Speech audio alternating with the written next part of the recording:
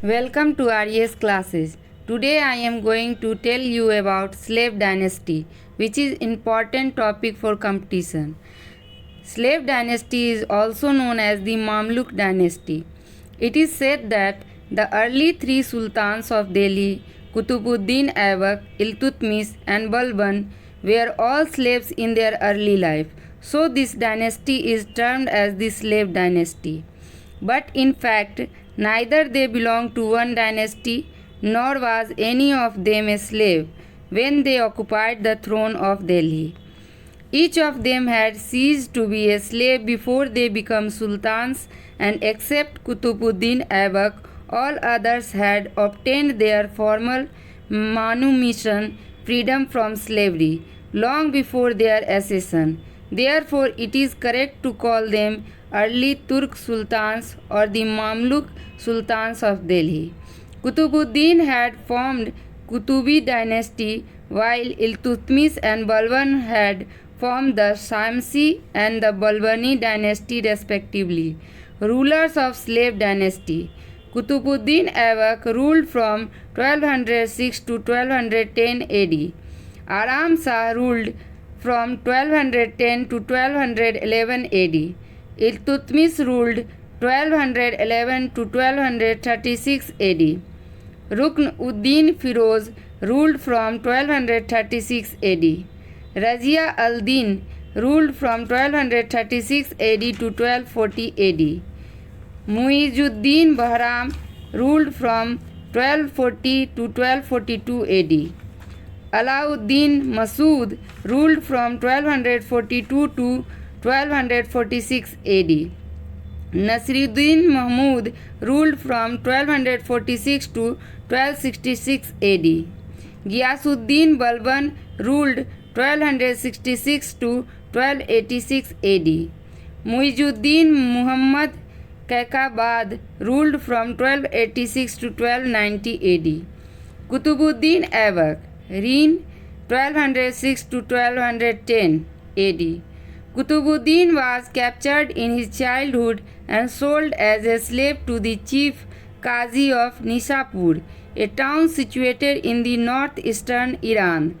He was very well treated by the Qazi and imparted good education, including training in archery and horsemanship in his childhood. After the death of Qazi, his sons sold Qutbuddin Aibak to a slave merchant. Then, after passing through some hands, he was purchased by Sultan Muhammad Gauri. Very soon he drew the attention of his master and was given several responsible posts gradually. He served his master well during his Indian campaign, and therefore he was assigned the charge of his Indian conquests after the Second Battle of Tarain in 1192 AD. Qutbuddin not only helped Muhammad Gauri in all his Indian campaigns but also consolidated and extended his conquest whenever Muhammad used to be away from India. In 1206 AD, Qutbuddin was formally invested with viceregal powers and promoted to the rank of Malik by Sultan Muhammad Gauri. After the death of Muhammad, the people of Lahore invited Qutbuddin to ascend the throne. Qutbuddin ascended the throne of Delhi in AD 1206 and became the first Turkish Sultan of Delhi. He had to face many challenges from in and outside the country. He had to face strongest opposition from Tajuddin Yildiz and Nasiruddin Kubacha, the two more contenders for the throne of Delhi. Yildiz was the ruler of Ghazni and Kubacha was of Uch, and both had matrimonial relations with Qutbuddin. Yildiz was pressurized by Khwarizm Shah to leave the throne of Ghazni. Yildiz had no way out. He left Ghazni and proceeded towards Punjab. Qutbuddin faced him and forced him to return back. Qutbuddin even occupied Ghazni but was forced to leave it after 40 days when Yildiz reached back there. But he did not allow Yildiz to occupy any Indian territories further. He was a good diplomat and possessed practical wisdom.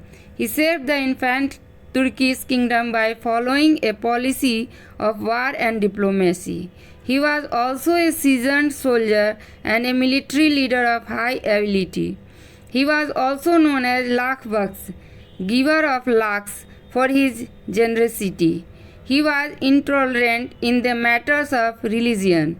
He had destroyed some Hindu temples and had constructed mosques out of the materials of the temples. Qutbuddin Aibak started the construction of the Quwat-ul-Islam Mosque and the Qutub Minar, which were among the earliest Muslim monuments in Delhi. He could not complete them. This mosque was built by destroying the Hindu temple, which was built by Prithviraj, and certain parts of the temple were kept intact outside the mosque. These architectures was later completed by his successor Iltutmish. He could not live long. While playing polo, he fell from his horse and shortly died in 1210 AD.